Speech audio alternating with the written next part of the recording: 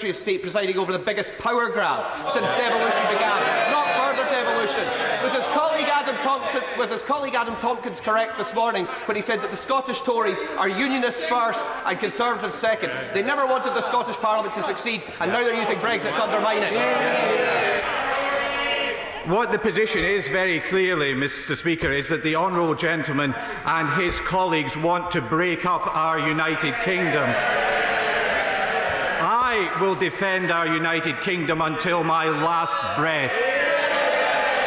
Gavin Newlands. Thank you, Mr. Speaker. Not only has his government taken the Scottish Government to court for trying to protect its own devolved powers, we now hear the Secretary of State saying that any measures offered to Scotland to reflect the overwhelming Remain vote would cause him to consider his own position, a position confirmed this morning by Adam Tompkins as no idle threat made in the heat of the moment. Is he really surprised, therefore, that the Scottish people see this blatant Tory power grab for what it is, and will he follow through for his threat to go and go now? Mr. Speaker, I make no apology for making absolutely clear that the integrity of the United Kingdom is a red line for me and my Scottish Conservative colleagues in any deal on leaving the EU. And the position is exactly the same for our Prime Minister. I know that those on the SNP benches preference would be a Brexit of the most disruptive kind, which they see as best able to take forward their cause. Thank you, Mr. Speaker. The Migration Advisory Committee accepts the dangers to Scotland's labour force and economy under the current UK system.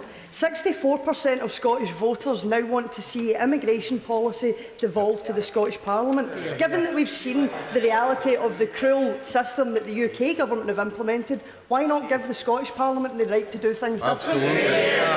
Mr. Speaker, in my earlier response, I made clear that when these matters were considered in depth by the Smith Commission, it was agreed that immigration would not be devolved. And at the recent CBI Scotland dinner, which was attended by the First Minister of Scotland, the Director General of the CBI in Scotland made clear that business did not support the devolution of immigration and having a separate immigration policy in Scotland. Steve Blackman.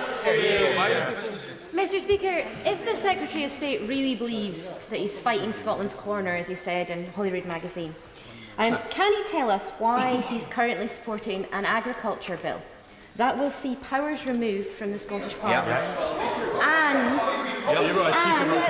simultaneously failing to honour Tory promises made to Scottish farmers on funding? Mr. Speaker, obviously the honourable lady didn't see yesterday's announcement by the Secretary of State from DEFRA that there is going to be a review on convergence funding. There are no powers on agriculture being removed from the Scottish Parliament, but what there is a complete and utter lack of policy from the Scottish Government in relation to Scottish agriculture. They have brought forward no proposals for post-Brexit agriculture in Scotland. Chris Stephen. Thank you, Mr. Speaker. Given the non-answers so far, can the Secretary of State tell us if there are any circumstances in which he would support the devolution of powers to protect Scotland's interests after Brexit?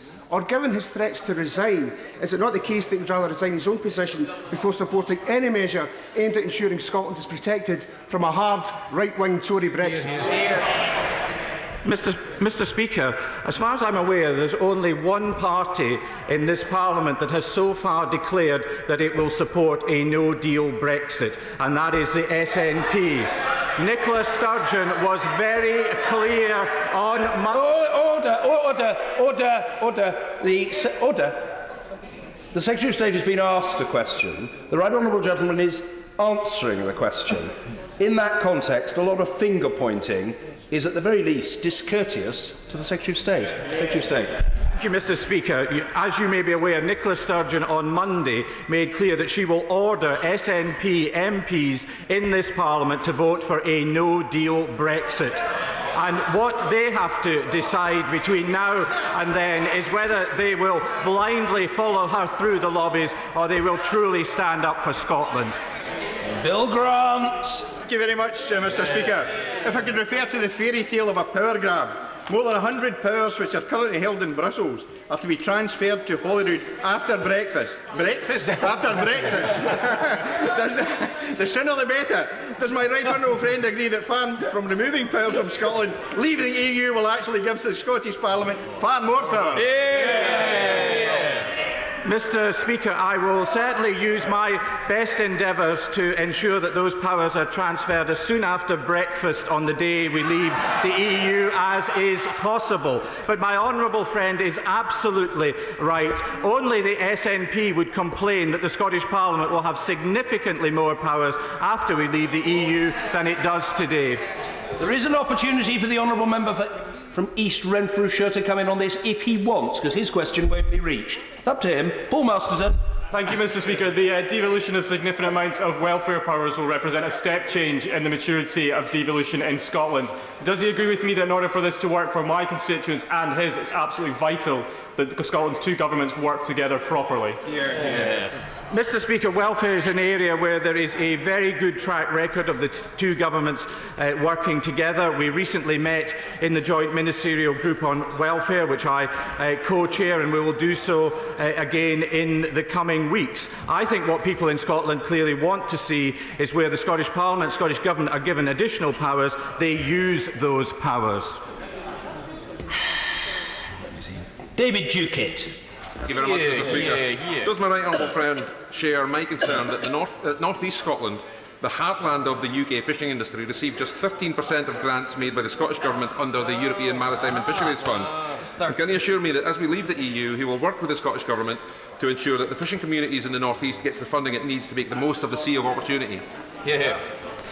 I absolutely share my honourable friend's concern, and as he has, as a champion of the fishing industry, set out many times, of course it is the policy of the SNP Scottish Government to take Scotland right back into the common fisheries policy. It's our policy to leave the common fisheries policy, but also to support the industry to take advantage of that sea of opportunity. Thompson. Common fisheries policy. So does my right honourable friend agree with me and the Scottish Fishermen's Federation that Brexit can lead to a fishing boom of up to £2.7 billion to the economy, and therefore please share my concern that the Scottish Government's proposal to keep us locked into the CFP with decisions being made in Brussels will betray our fishermen and our coastal communities? Mr. Speaker, it's incomprehensible to me and to the nearly 500,000 SNP voters who voted to leave the EU that the SNP Scottish Government still proposed taking Scotland back into the common fisheries policy. Stephen Kerr. Mr. Speaker, will my right honourable friend confirm that one item of potential devolution that the Government will never allow to happen would be to allow the SNP members opposite to drag Scotland out of the UK against the will of the people without even holding another referendum?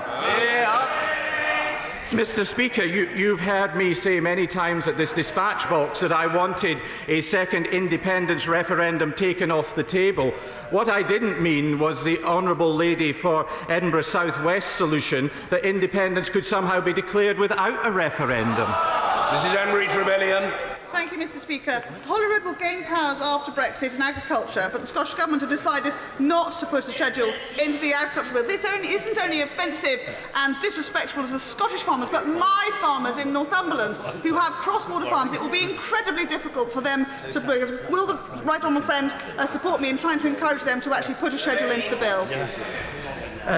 Mr. Speaker, I think everybody out with the SNP has agreed that it would be preferable to proceed with such a schedule in the bill. But Scottish farmers who speak to me, they have one clear question. What is the Scottish Government's policy for agriculture post-Brexit? And the answer is, we just don't know. Thank you, Mr. Speaker. Over the weekend, the Secretary of State threatened to resign and almost typically managed to make a pig's ear out of it. Apparently, he was so concerned that Scotland might join Northern Ireland in an outcome that would spare us the worst of the Brexit excesses that he would show them and go. Surely, if anything requires his resignation, it's an inability to look after and protect the devolution settlement.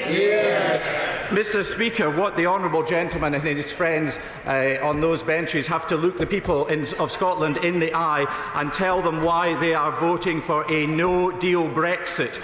Day after day, we hear from them how damaging that would be for the economy of Scotland. But on Monday, Nicola Sturgeon ordered the honourable gentleman and his colleagues to vote for it. He needs to show some backbone and stand up against her. Thank you, Mr. Speaker.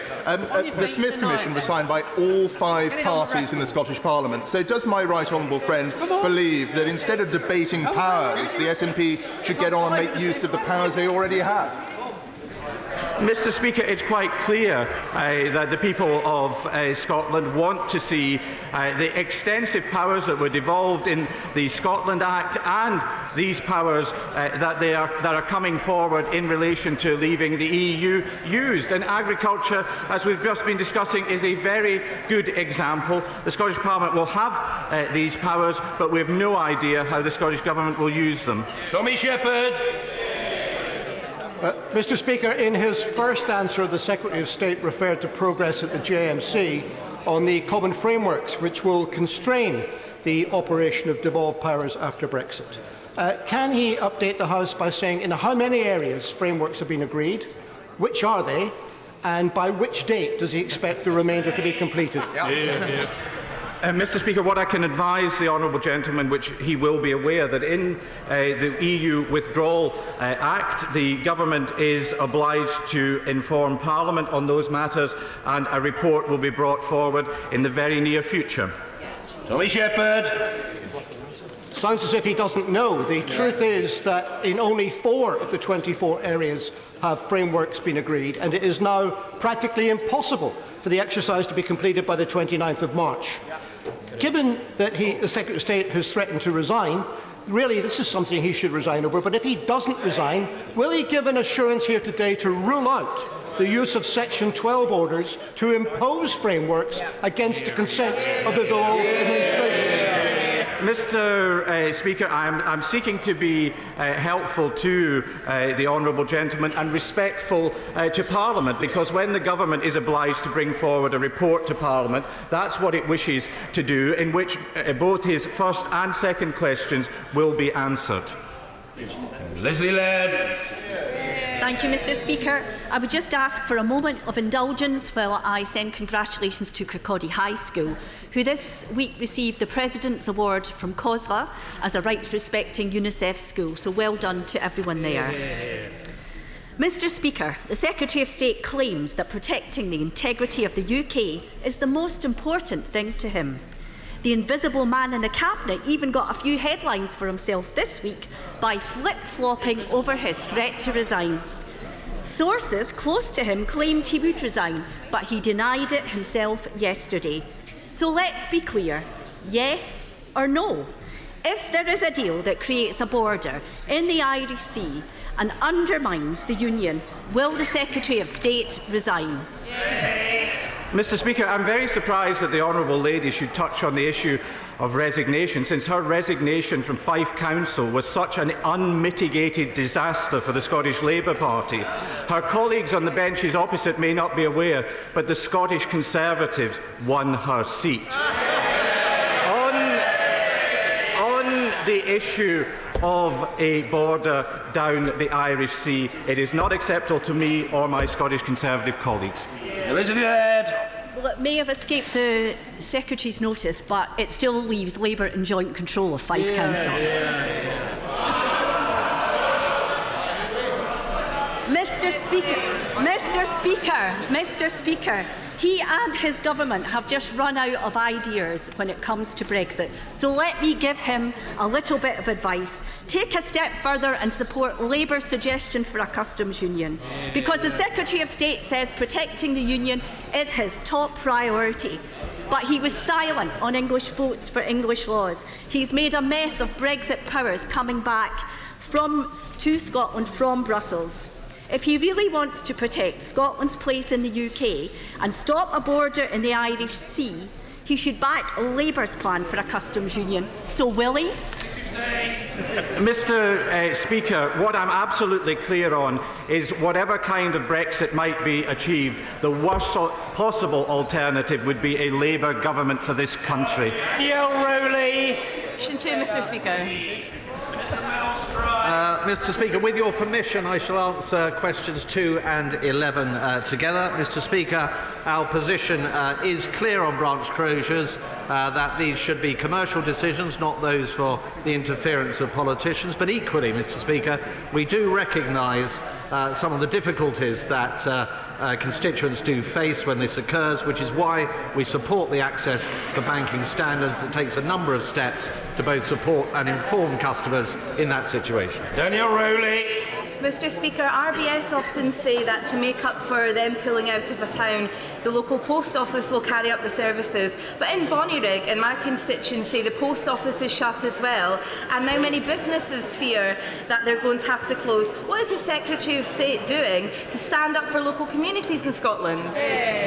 Well, the Honourable Lady raises a specific case of a closure of a post office in her constituency, and I believe the post office is engaged in that particular matter. But on the general matter of post offices, Mr. Speaker, they do provide a number of financial services supported by the Banking Framework Agreement, such that 99% of individual customers will have access to their financial needs, and 95% of businesses likewise. Susie Cooper.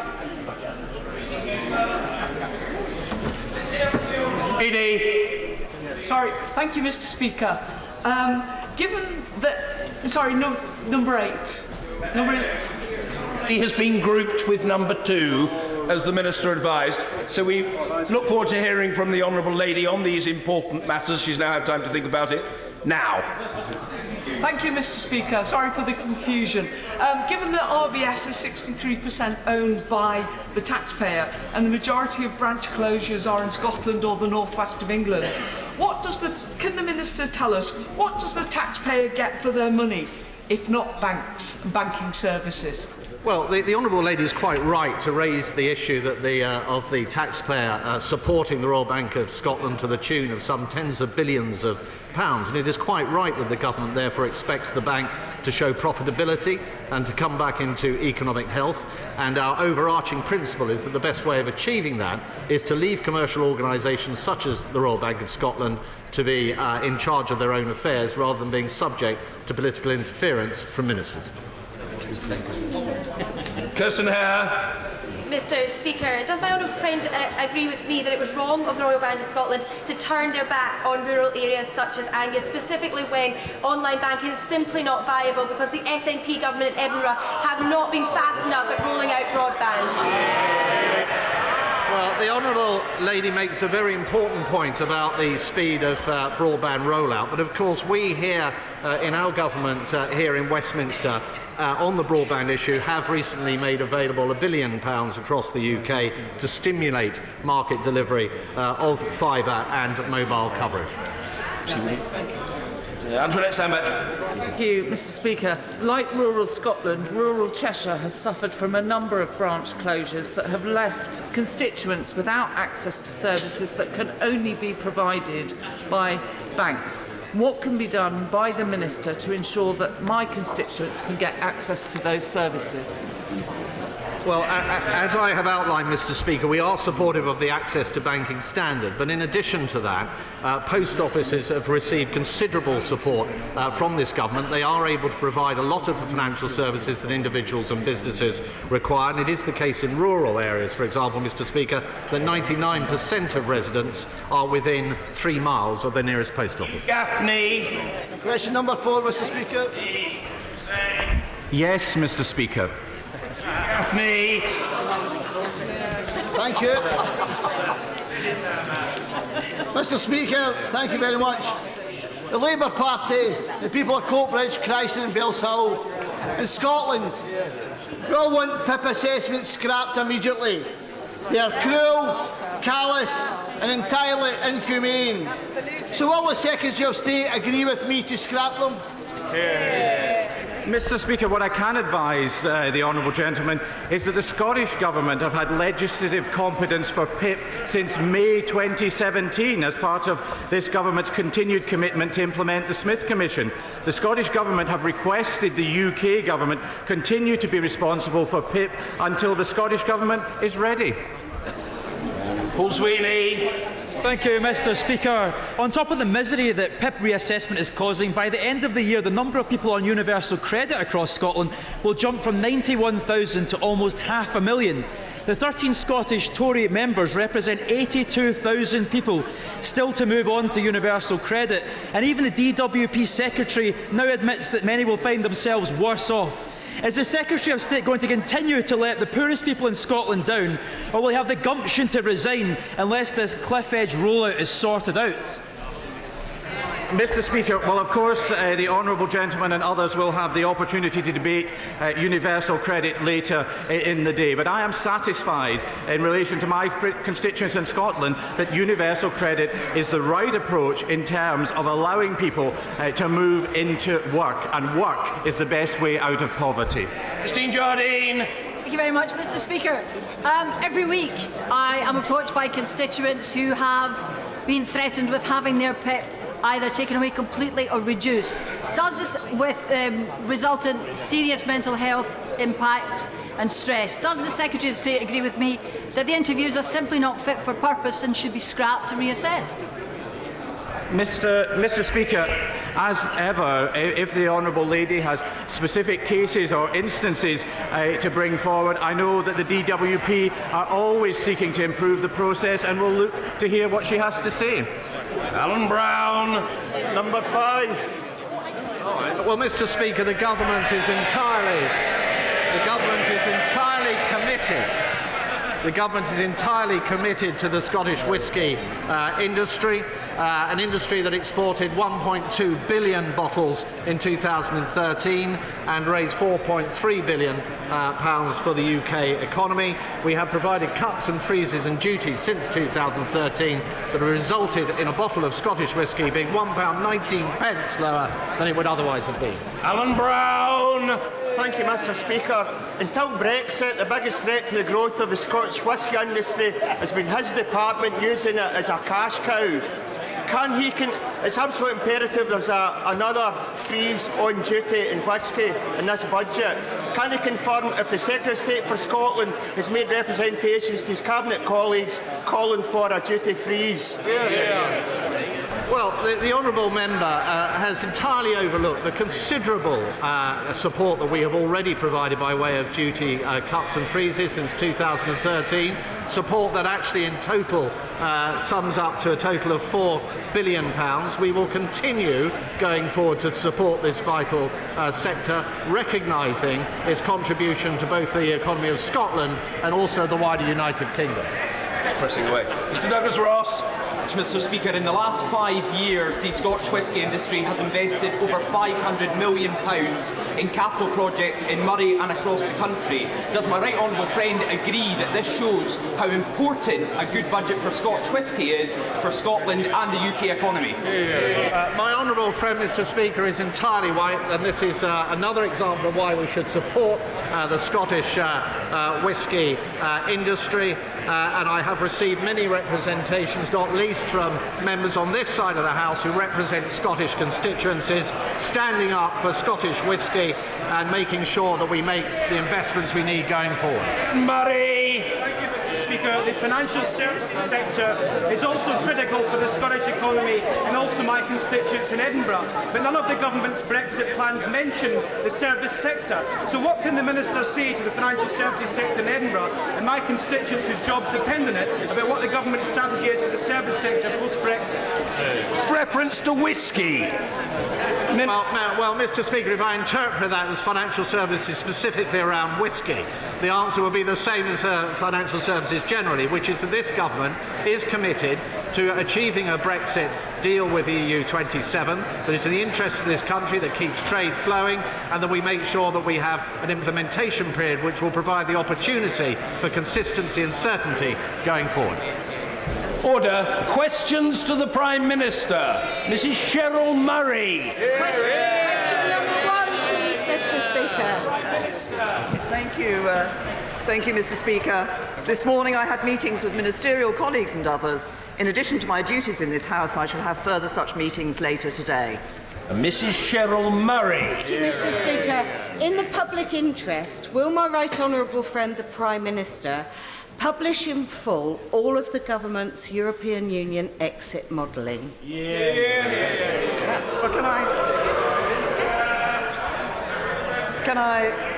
can I reassure my honourable friend that we have confirmed that when we bring forward the vote on the final deal, we'll ensure that Parliament is presented with the appropriate analysis to make an informed decision. Now, with negotiations ongoing, it would not be practical or sensible to set out the details of exactly how the government will analyse the final deal, but we will set out our assumptions and methodology when we present this analysis to Parliament and the public. Jeremy Corbyn. Thank you, Mr. Speaker. I hope the whole House will join me in paying tribute to Patricia Hollis, Baroness Hollis of Higham, who died earlier this week. She was a tireless campaigner for social justice, played a pivotal role in defeating the cuts to tax credits this government was imposing on low-paid workers, and we on this side will miss her dearly. Given the Prime Minister did not once mention Chequers, either in her conference speech or in her statement to Parliament on Monday, does this mean the Chequers plan is now dead?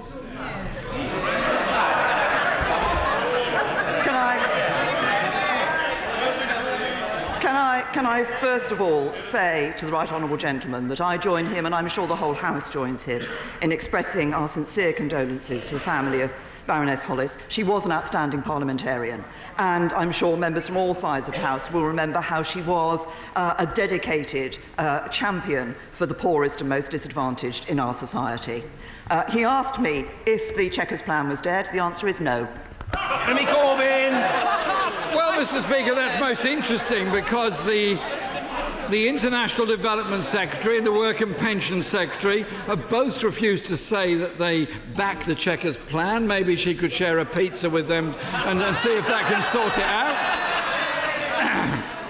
out. Could the Prime Minister confirm the Treasury legal advice given to Cabinet that in the event of no deal, the government would still have to pay the EU a divorce bill of £30 billion?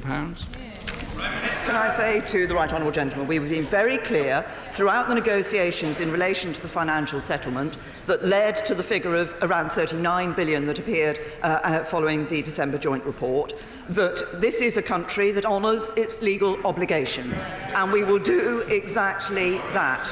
But I would also remind members of this House that we have been very clear, as have the EU, that nothing is agreed until everything is agreed. Corbyn. Last week, Mr. Speaker, 63 Conservative MPs wrote to the Chancellor to complain that Treasury forecasts based on Brexit negotiations are too negative. I'm just waiting to write to say that legal advice is too negative as well. In December, the Prime Minister signed an agreement. In December, Mr. Speaker, the Prime Minister signed an agreement with the EU which stated, and I quote, "In the absence of agreed solutions, the United Kingdom will maintain full alignment with those rules of the internal market and the customs union." Will she confirm that this agreement still stands and that she signed up to it without any time limit? Can I say to the right honourable gentleman that if he reads the December joint report, he will see very clearly that the first way of dealing with the issue of the border in Northern Ireland, between Northern Ireland and Ireland, is through the future relationship. As I said to this House on Monday, we have made good progress on the aspects of the future relationship, including a number of aspects based on the plan that we had put forward in July. We then said that there could be some Northern Ireland-specific solutions. There are already Northern Ireland-specific arrangements that take place, and that failing that, we would look at those UK-wide solutions. We were clear then, and we are clear now. The purpose of the backstop is to bridge the gap between the end of the implementation period and ensuring that the future relationship is in place. And as we have said, I expect the future relationship and intend to work for the future relationship to be in place by the 1st of January 2021. Jeremy Corbyn! Mr. Speaker, my question was that she signed an agreement that had no time limits attached to it. Does she stand by that or not? Mr. Speaker,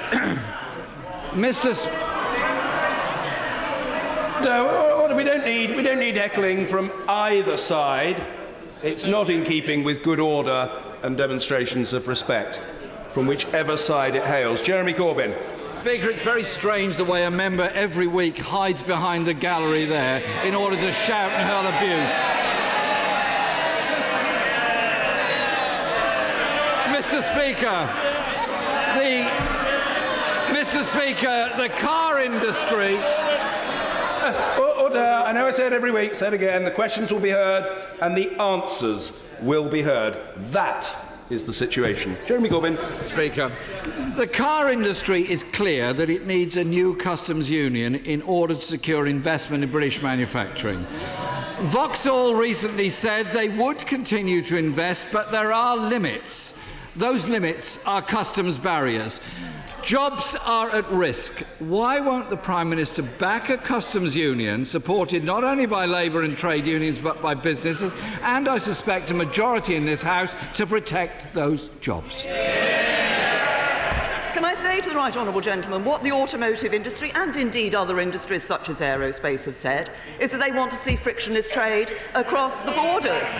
Frictionless trade across our borders is exactly what lies at the heart of the free trade deal that is proposed in the government's plan put forward after the Chequers meeting in July. That's what we are working to deliver for people in this country. We want to deliver a Brexit that delivers on the vote of the British people and that ensures we protect jobs and security.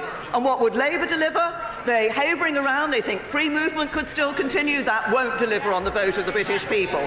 They now want a second referendum to go back to the British people and say, oh, we're terribly sorry, we think you got it wrong. There will be no second referendum. The people voted and this government will deliver on it. Mr. Speaker, my question was about investment in British industry.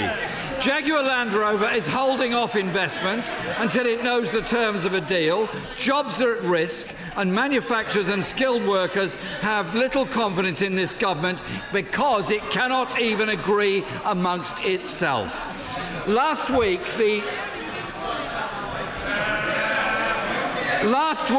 the Public Accounts Committee reported that the Department of Health could not assure us of its plan to safeguard the supply of medicines after the UK has exited the European Union. Does the Prime Minister dispute their assessment? The Department of Health is working. I think the right honourable gentleman was talking about the position in relation to a no-deal situation. The Department of Health is working, as are other government departments, to ensure that we have the plans in place, should it be the case that we end up in the position that we have no deal with the European Union. We continue to work for a good deal with the European Union, as I say, a deal that delivers on the Brexit vote, but also a deal that protects jobs and livelihoods, and crucially, that protects the precious union of the United Kingdom. Jeremy Corbyn. The BMA said the NHS is woefully unprepared for this. And this week, the pharmaceutical company AstraZeneca has suspended investments in Britain due to lack of clarity over the future. Mr. Speaker, the Conservative Party has spent 2 years arguing with itself instead of negotiating a deal in the public interest. And now, just days before the deadline, they're still bickering amongst themselves. The Prime Minister and her government are too weak and too divided to protect people's jobs, our economy, or ensure there is no hard border in Northern Ireland. So... Order. Members are a little overexcitable. Just calm down. Jeremy Corbyn. Mr. Speaker, the Prime Minister and her government are clearly too weak and too divided to protect people's jobs or our economy or ensure there is no hard border in Northern Ireland. So the Prime Minister has a choice. She can continue to put the Tory party's interests first, or she could listen to unions, businesses, and put the interests of the people of Britain first. Which is it to be? The right honourable gentleman has spoken in a number of his questions about protecting jobs. I note that he has said nothing about the unemployment figures that came out this week. So let me tell him overall what this government is delivering for the people of this country. Scrapping the council's borrowing cap so they can build more homes for people. An end to austerity so people's hard work pays off.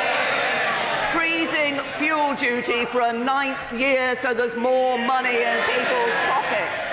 Unemployment lower than for the last 40 years. Youth unemployment halved under this government. And wages rising faster than they have done for a decade. Labour can play politics, the Conservatives deliver for the people of this country.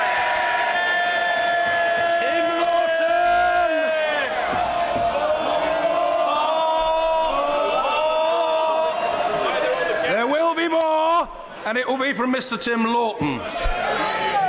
Thank you, Mr. Speaker. The Prime Minister is very familiar with my 5-year campaign to extend civil partnerships to all couples, and my private member's bill having completed its committee stages. So I welcome her recent announcement that it is now government policy, albeit without a timeline, and albeit with me having to find out about it by reading the press. So will she now support amendments to my bill at report stage in 9 days' time as the quickest way to make equal civil partnerships, a reality for the many thousands who want her to get on with it? Can I say to my honourable friend that I'm pleased that we are actually supporting the proposal that he has put forward in relation to civil partnerships. We are working with him on his private member's bill, and we will be supporting that. I understand there are some small amendments required, and officials will be discussing those with him. Ian Blackford. Thank you, Mr. Speaker. It is in all our interests, for jobs in particular, that the Prime Minister comes back from Brussels with the right deal. We will act as a constructive opposition. The enemy is behind her. Yesterday, the former Conservative Prime Minister, Sir John Major, said that Brexit would leave the UK a poorer and weaker country. And previously, another Conservative Party leader told the BBC that people's jobs would be put at risk as a result of Brexit. Does the Prime Minister agree with these statements? As the right honourable gentleman knows, the plan that we have put forward for our future relationship with the European Union is one that protects jobs and livelihoods in this country, but also enables us not just to get that good trading relationship with the European Union, but to get good trading relationships around the rest of the world as well. Blackford! Mr. Speaker, people's jobs would be put at risk. The words of this Prime Minister in June 2016. Mr. Speaker, no Prime Minister should negotiate a deal that threatens jobs. The Prime Minister must accept responsibility, avoid an economic catastrophe. Prime Minister, go to Brussels and act in the interests of all citizens across the UK and negotiate to keep us in the single market and customs union. That will command a majority in the House of Commons. Does the Prime Minister not understand that staying in the single market and the customs union is the only deal that will get through this House? Can I say to the right honourable gentleman, as I have explained in this chamber on a number of occasions and will continue to do, the proposal that we have put forward is one that delivers on the referendum vote, but also ensures that we protect jobs and livelihoods across the United Kingdom. But if the right honourable gentleman is interested in ensuring that the interests of everybody in Scotland are taken into account in the negotiations that we undertake, then he should join with us in recognising the importance of leaving the common fisheries policy. Sir Patrick McLaughlin. The vast majority of people in the United Kingdom will wish the Prime Minister very well in the very tricky negotiations that she has to undertake. Something which no other Prime Minister has had to do in our history. Will she ensure that the outcome of these negotiations will ensure that we still continue to get the levels of inward investment that we've attracted in this country, which has seen unemployment fall in the last 6 years by over 1 million people? Well, my right honourable friend is absolutely right, and I thank him for raising this. The inward investment into the UK is important in terms of supporting jobs here in the UK, and what we want to do is ensure that we remain an attractive place for that inward investment, but we also want to encourage that inward investment through the deals that we are doing with countries around the world. And free trade deals mean greater choice, they mean lower prices for British consumers, and more export opportunities for British businesses, and increased investment here in the UK. And that's why our leaving the European Union gives us an opportunity to forge even better relationships, even better connections around the rest of the world, to encourage that inward investment and to bring yet more jobs here to the UK. Mr. Speaker, I'm sure even the Prime Minister's fiercest critics, I believe she has a few, but even her fiercest critics must be full of admiration for the way she manages her diabetic condition and holds down such a tough and demanding job. I understand she benefits from a freestyle Libra glucose monitoring system. Wouldn't it be nice if she would do something to make that available to the 500,000 people who are denied that benefit because of NHS rationing? Perhaps we could call it help for the many, not the few. Can I say to the honourable gentleman, first of all, I thank him for his comments. I do use a Freestar Libre. It is now available on the National Health Service.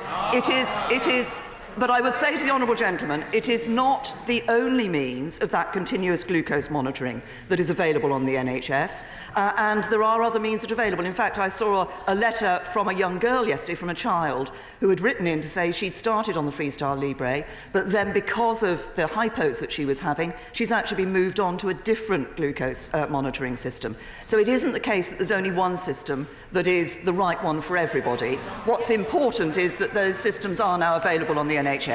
Steve Double. Thank you, Mr. Speaker. The government's announcement of a pilot scheme for seasonal agricultural workers has been warmly welcomed by fruit and vegetable farmers in Cornwall and indeed across the country. However, this sector is not the only sector that relies heavily on seasonal migrant workers. The tourism and hospitality sector is very concerned that they will be able to continue to access the seasonal workforce they need once we leave the EU. Can the Prime Minister confirm what action the government is taking to ensure this important sector for our economy continues to be able to access the workforce it will need? And would she consider a seasonal worker scheme for the tourism sector? Well, can I say to my honourable friend, I thank him for highlighting the seasonal workers pilot that we've introduced, because the horticultural sector is a particular British success story. We've seen a significant growth over the last 20 years in soft fruit production, over 130% increase. We have been clear that we're piloting and looking at this seasonal worker scheme, and we'll assess how that has worked, and we'll obviously be bringing forward the further details of the overall immigration policy that we have proposed, but will ensure that we are recognising the needs of the British economy. Alex Norris. Thank you, Mr. Speaker. Yesterday, Nottingham citizens published their report into hate crime in our schools. This highlighted hate crime as a growing issue, but I was particularly struck by the children's surveys' lack of awareness of what actually constitutes a hate crime. We have failed them by not yet properly arming them with the knowledge and skills to thrive in this challenging world. Would the Prime Minister meet with me and a delegation of young people from my city to discuss how to change this? To the honourable gentleman, he's raised a very important issue about hate crime. Obviously, we've been taking a number of steps over the recent years in relation to this issue of hate crime. My right honourable friend, the Home Secretary, has published an updated action plan on this, and I would suggest that the honourable gentleman meet, and indeed with those young people, meets with the Home Secretary to discuss how that action plan can help to address the issues that have been raised. Ibn Holinrake. Thank you, Mr. Speaker. Our Joint Health and Local Government Select Committee inquiry into the future funding of adult social care recommended a social insurance system of the type that has been so successful in Germany. Would the Prime Minister give this solution her fullest consideration, which would mean that everyone is protected for the potentially catastrophic costs of care. Can I first of all say to my honourable friend that I would like to thank him and the Health and Local Government Select Committee for their work on this important issue. And it is important that we get social care on a sustainable footing for the future and alleviate the short-term pressures which come on both the social care and the health systems. Obviously, we've given more money to councils, but we will be publishing a green paper later this year setting out proposals for reform. It will look across the board at a number of proposals that have been put forward in this area, and will certainly consider those that have been put forward by the committee. Ian C. Lucas. Pensioners over 75 face having to find an extra £150.50 every year if current proposals to take away free TV licences come to fruition. Will the Prime Minister take responsibility for this policy, speak to the BBC and find a solution that doesn't pickpocket pensioners? Say to the honourable gentleman, as he knows, the arrangements in relation to the free licences changed as part of the last BBC settlement. The money is being made available to the BBC, and they will take decisions about how they operate on this. Mr. Simon Hall. Thank you, Mr. Speaker. It is extraordinary that the party opposite has nothing to say about the good news of the fall in unemployment. Falling by 50,000, now the lowest rate in my lifetime. More importantly, I'd suggest that wages are also growing. And that's particularly good news in a constituency like North Dorset, where incomes are below the national average. Does she agree with me that this now means that thousands of families across our country are benefiting from the security of a regular pay packet and our balanced Tory approach to the economy? Can I say to my honourable friend, he's absolutely right to highlight the excellent news that we've seen in relation to employment. Employment at a near record high, unemployment at its lowest rate since the 1970s. As I said earlier, youth unemployment halved under this government at a new record low, and real wages rising. And as my honourable friend says, what that means is more people with the security of a job, more people with a regular salary, more people able to support their families. We're only able to ensure that that takes place by having a balanced approach to the economy, and that's the Conservative way. Alistair Carmichael. Thank you, Mr. Speaker. The Bedouin community of Khan al-Amr in the occupied Palestinian territories faces imminent demolition and is currently being swamped with sewage from the nearby settlement of Kfar Adumim. Just this morning, Israeli forces have tasered and pepper-sprayed activists there. Will the Prime Minister make it clear to the Prime Minister of Israel that this is occupied territory, that these are refugees, protected people, whose forcible removal would be, as the United Nations has stated, constitute a war crime? Can I say to the right honourable gentleman that my right honourable friend, the Minister for the Middle East, met the Israeli ambassador on the 11th of October. He made clear the deep concerns that the UK has about Israel's planned demolition of the village of Khan al-Amr. Its demolition would be a major blow for the prospects of a two-state solution with Jerusalem as a shared capital. And I once again call on the Israeli government not to go ahead with its plan to demolish the village, including its school, and displace its residents. Mrs. Kemi Badenoch. Thank you, Mr. Speaker. My constituent Elliot Peters died earlier this year from hyperammonemia, aged just 14. His parents, Holly and Andy Story, are understandably devastated. Elliot's condition was not diagnosed early enough. By the time he was placed on dialysis, it was too late. Will the Prime Minister meet with me and Elliot's parents to discuss raising awareness of the condition and adding hyperammonemia testing to A&E departments when a patient presents symptoms? Can I say to my honourable friend that this is an extremely tragic case, and I would like to offer my sincere condolences to Elliot's family and friends.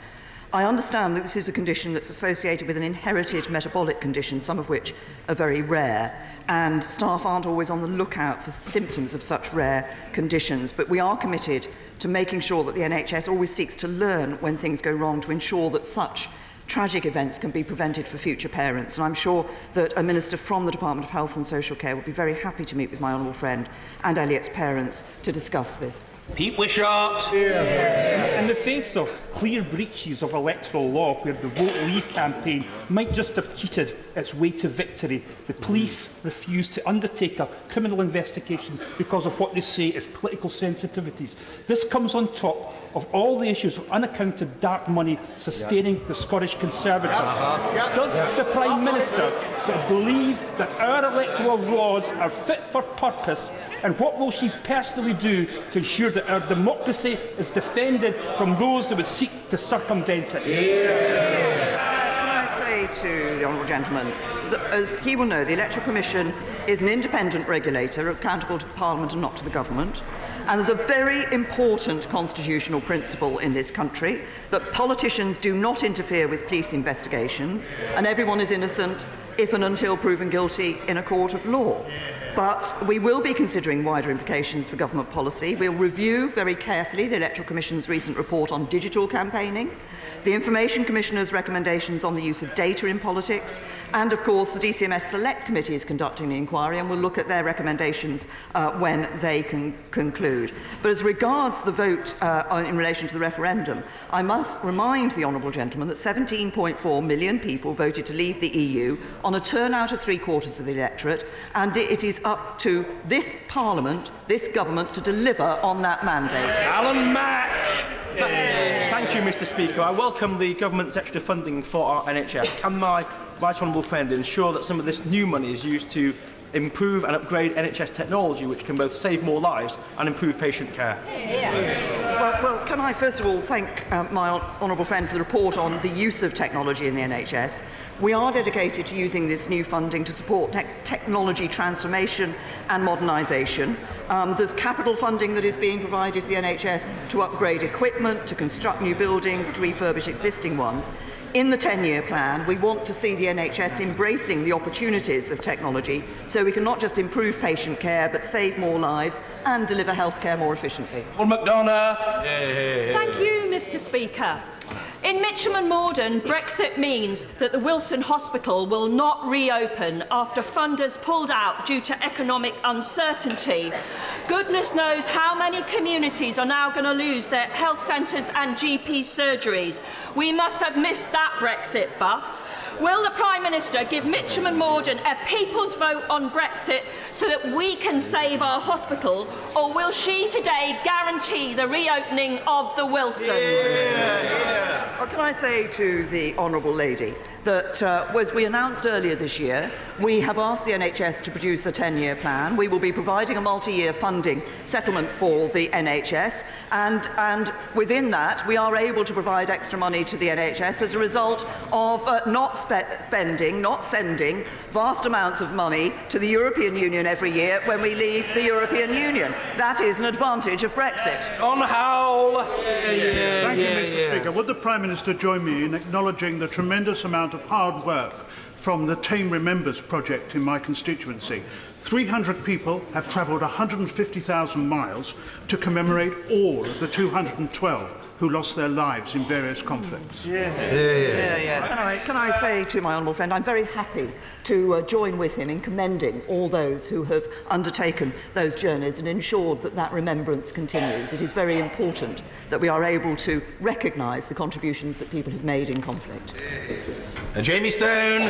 Here. Mr. Speaker, the Prime Minister will be only too well aware that people living in the remote Highlands and Islands are being penalised by extra charges for the delivery of goods and utilities. Indeed, I would say it is a wholly unfair geography tax on my constituents. Can I therefore, Mr. Speaker, appeal to the Prime Minister to consider and look favourably upon the proposal that a Royal Commission be set up to look into these extra charges and how they could be eliminated? Well, can I say to the honourable gentleman that we have taken the price of parcel surcharges, including for more remote constituencies, seriously. That's why we've set up the Consumer Protection Partnership to look at this very issue, and that brings various consumer bodies together from the advice and enforcement world to look at the transparency and accuracy of pricing of delivery charges, as well as the level and fairness of charges. But I am sure that the relevant minister from the Department for Business, Energy and Industrial Strategy will be happy to meet the honourable gentleman to discuss this further. Steve Baker. Mr. Speaker, could I ask my right honourable friend to impress upon our European friends, 2 points which I hope the House will think reasonable and practical. First, that the EU may not break apart the Union of the United Kingdom, and second, that after we have left the European Union, the EU may not direct how we regulate our economy and govern ourselves. Can I say to my honourable friend that certainly I'm very clear that when we have left the European Union, we will be taking decisions here in the United Kingdom on all those issues that previously have been taken, decisions have been taken in the European Union. So we will be taking control of our laws, we'll also take control of our money and take control of our borders. And on the first point he has made, I made it clear earlier this year, have continued to make it clear and will carry on making it clear that we will not accept any proposals which would effectively break up the United Kingdom. Nigel Dodds. Given that nothing is agreed until everything is agreed, does the Prime Minister accept that it would be very, very difficult for the House to be asked to confirm a withdrawal agreement which is legally binding without having pretty clear assurances and some precision about the details of the future trading relationship? Yes, can I say to the right honourable gentleman that I agree, and as I've always said, that at the time when we bring the withdrawal agreement back, the package, if you like, back to this House, it's important not only that members are able to look at the withdrawal agreement, but also have sufficient detail about the future relationship in all its aspects. The trading relationship, which he's referred to, is important, but obviously our future security relationship, both internal security and external security, and other issues are also of importance. And it's also important to me that there is a linkage between that future relationship and the withdrawal agreement. Julian Knight. Speaker. Not long ago, we had the horror of 3 pigs' heads being left outside a Muslim community centre in Solihull.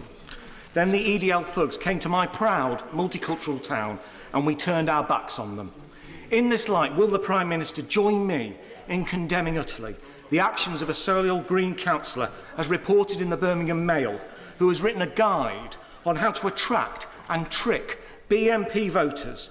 There is no place for pandering to racism in my town or in our politics. Can I say to my honourable friend, I absolutely agree with him. There is no place in our society for pandering to racism of any sort, and we should send a very clear message of that from the whole of this House. Can I also say he references what happened at one of his local mosques, and the Home Secretary has been pleased to make extra money available for the security of places of worship, because sadly we do see places of worship of different faiths all too often being subject to attack. But my honourable friend's key point that there is no place for racism in our society is absolutely right. Danielle Rowley. Mr. Speaker, the Work and Pension Select Committee heard evidence that showed that by not having automatic split payments for universal credit, women are being trapped in abusive relationships. Mr. Speaker, this absolutely disgusts me. How does it make the Prime Minister feel? Well, can I say to the honourable lady that we take the issue of domestic violence and abusive relationships very seriously indeed. I think the issue is split payments obviously are available where that is the right thing to do in relation to couples. Where that is the right thing to do in relation to couples. But I think what needs to be done is that we take a sensitive approach to these cases on that individual basis. We all want to ensure that women who are in abusive relationships are getting the support that they need, and we should send a message of clear condemnation of that abuse from across this House. Dr. Julian Lewis. Next time shroud-waving EU negotiators claim that a hard border is necessary on the island of Ireland, will she kindly ask them who would actually construct it? The Irish certainly won't. The British certainly won't. So unless the EU army plans to march in and build it, it surely can never happen. Can I say to my honourable friend that we are all working to ensure that there will be no hard border between Northern Ireland and Ireland. That is the clear commitment of the United Kingdom government, and that was as agreed by the European Union when we signed the December joint report. Ben Bradshaw. My constituent, Matthew Hedges, a young PhD student, has been held in a jail in the United Arab Emirates for more than 5 months and was this week charged with spying.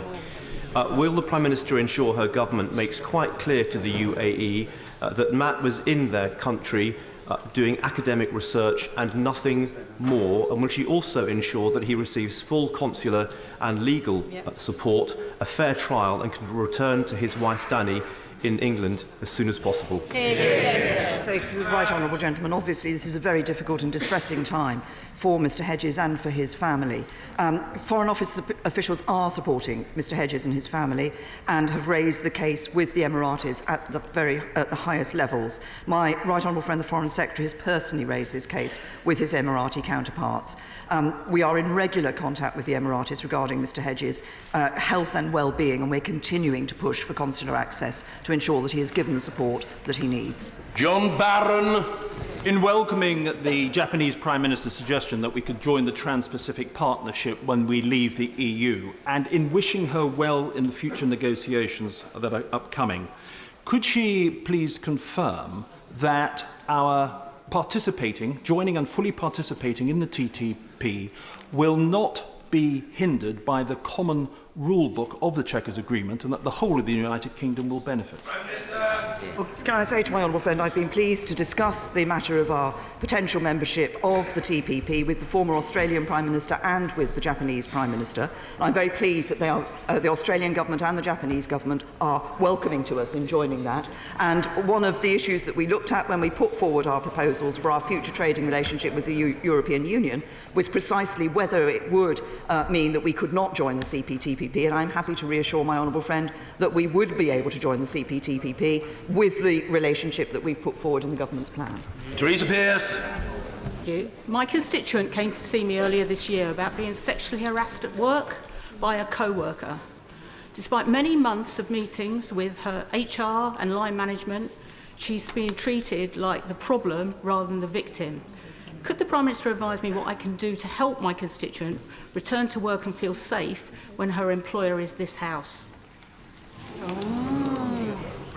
Can I say to the honourable lady that it is important that everybody is treated with dignity and respect in their workplace.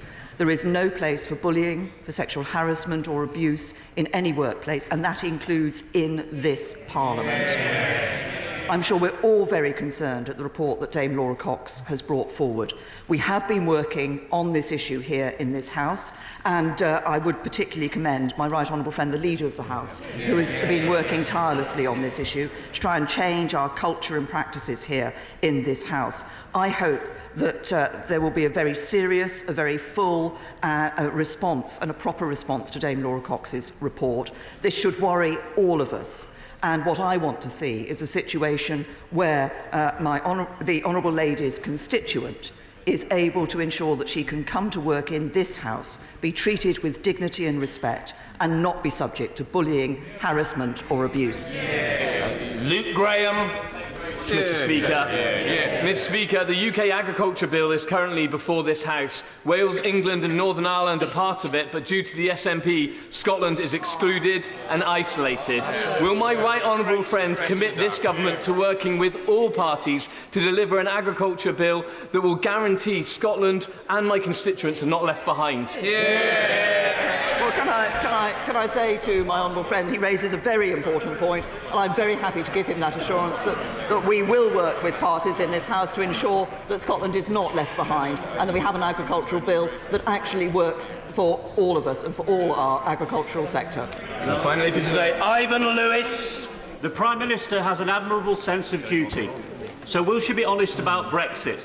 There is now only one viable option in the short term which can reconcile the referendum result with the interests of all parts of the United Kingdom, the genuine concerns of many members on all sides about the impact of a flawed deal or no deal, and our communities, as well as Labour's tests.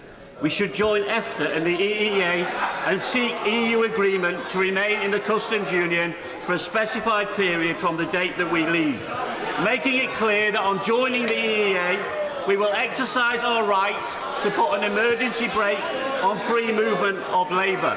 It may not be the perfect option, but our only consideration now should be the national interest. The Prime Minister, we've got the drift and we're grateful. The Prime Minister.